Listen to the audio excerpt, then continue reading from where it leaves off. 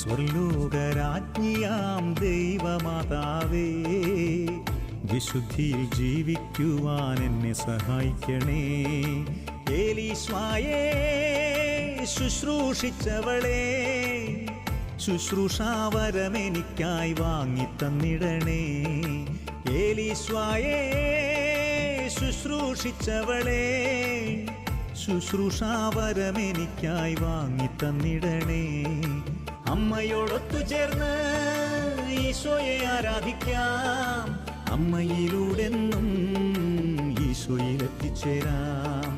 അമ്മയോടൊത്തുചേർന്ന് ഈശോയെ ആരാധിക്കാം, അമ്മയിലൂടെന്നും ഈശോയിലെത്തിച്ചേരാം.